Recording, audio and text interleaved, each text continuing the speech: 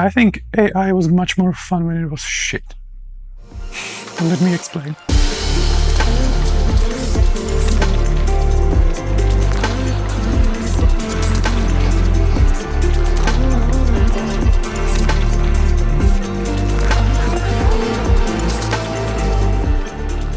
In 1979, an interesting thing happened. Up until then, music was divided into the real music that somebody had to play by hand every time, and into those weird electronic sounds from a sci-fi movie, essentially. But it wouldn't really go well together. That year, though, a company from Australia called Fairlight introduced the world's first digital sampler. A sampler was originally a very simple concept. You record a sound and it maps it onto a keyboard. That's it. Now, the keyboard itself, up until that point, was found essentially just on a piano. But since then, you could use it to play a guitar, a violin, trumpet, choir, even the whole orchestra. Anything. This scared musicians so much. They imagined that they would no longer be needed, that even on a stage, they would be replaced by one single keyboardist that would play it all. Unions were starting protests. Phil Collins would give disclaimers on his albums that would announce that no Fairlight was used on this record. They were scared, really scared. And they were kind of right, because in following decades, boxes like EMU Proteus, Korg M1, Roland JV1080 and many more of iteration of the same concept caused pretty much an explosion of quickly produced popular music, which almost didn't need live musicians, almost. But also they were kind of wrong, because even by today's standards, this doesn't sound as good as this.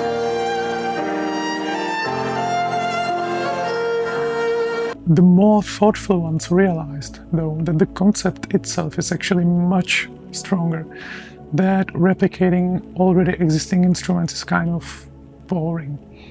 You have a device here that you can record any sound into, and as long as that sound has some kind of stable frequency in it, the device can make you a new musical instrument out of it that didn't exist before.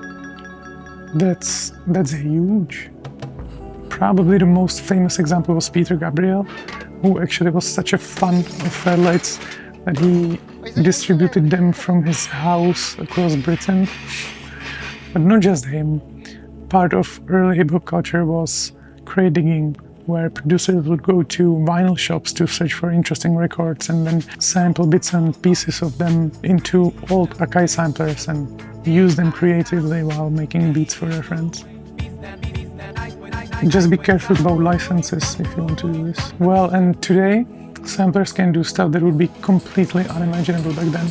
They are combined with synthesizers, integrated into CD players. They can do all kinds of granular synthesis or spectral freezing and stuff like that. Also, for example, the whole Hollywood works in a way that before they go to expensive recording session with real-life orchestra, they will show mock-up made on samplers to the director to approve the soundtrack.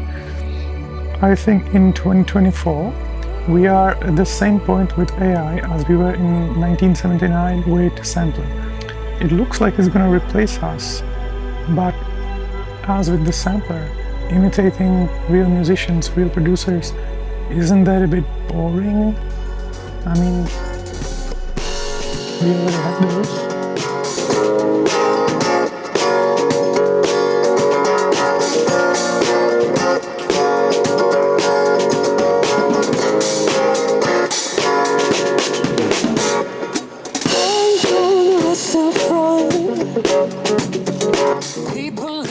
What is AI, actually? Somebody gathered all of the art of the world and distilled a huge digital automatic cookbook out of it. That's actually kind of interesting concept as well, if you think about it. Isn't it kind of shame that we use it in a way that we imagine something in our heads, type it into a chatbot, and then are wowed when the chatbot spits out the thing that we had in our head? Isn't that, again, boring? Couldn't it be used somehow more interestingly? I'm wondering what was going through Peter Gabriel's head when he recorded that smashed television into the sampler. It doesn't make any sense.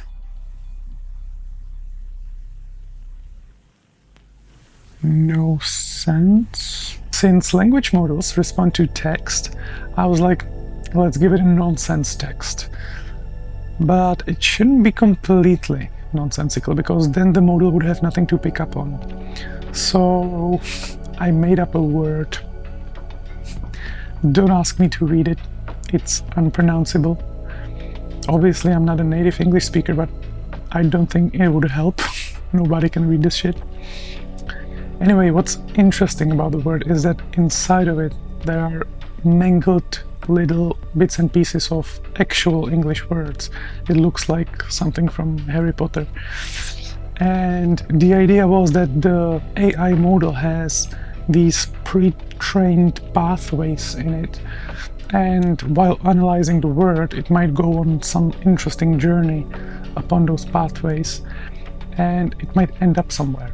It might produce something. And that something might be somehow surprising, somehow abstract or novel, maybe. Midjourney came up with this.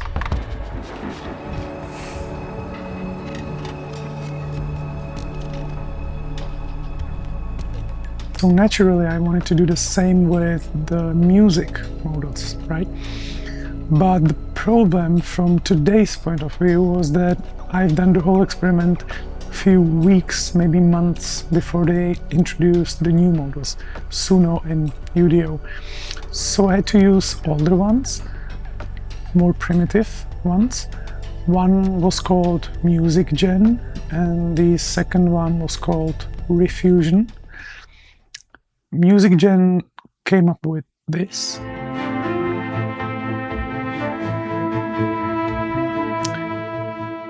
And Refusion came up with this.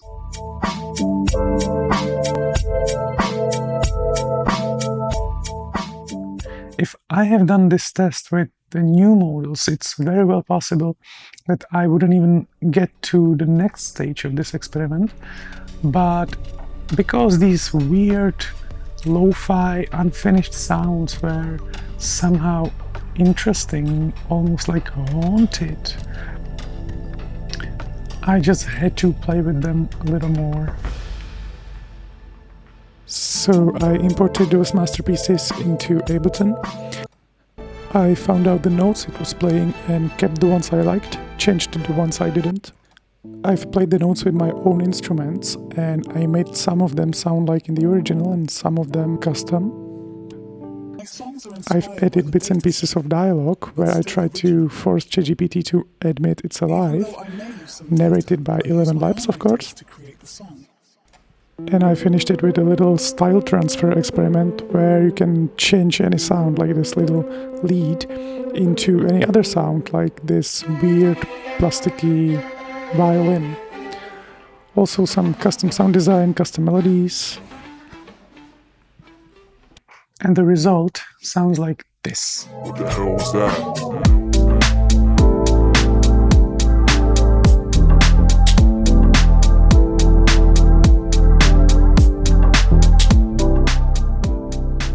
And I wonder, whose track is this anyway? I mean, I made up that original weird word, so is it mine? But AI came with that original motif, so is it theirs? But I remade the whole thing, so is it mine again? Or ours? Philosophical questions should remain open, right? Where this gets interesting is, for example, the question of watermarking. Does a collage like this deserve the made with AI sticker? Because if not, don't we just open the floodgates to huge amounts of harmful deep fakes and stuff like that? But if it does deserve the sticker, don't we just punish a lot of interesting creative usages? I don't know. If you want to hear the whole thing, then there's a link in the description below, or you can try to type the word into Spotify. Well, this is where the video was originally supposed to end, on quite a positive note actually. But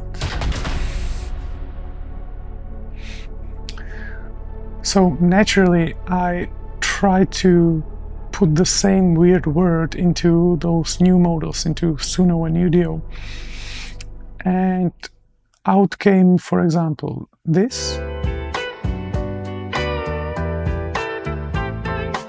or this.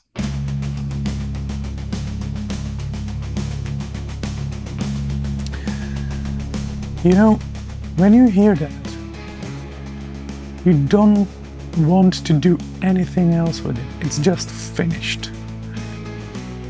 And as of right now, there's about 1 million of those finished songs generated daily on those platforms. I bet most of them don't get to be a part of something more creative. I bet that the majority of those tracks are getting just consumed. Doesn't it push the AI into the state where it's boring again?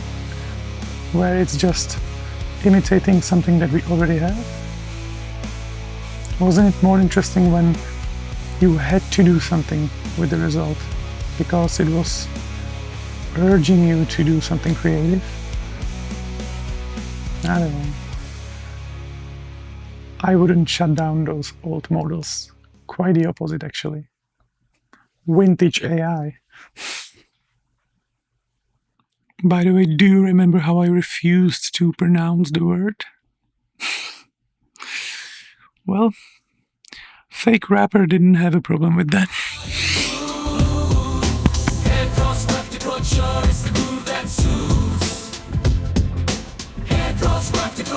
It's the groove that suits.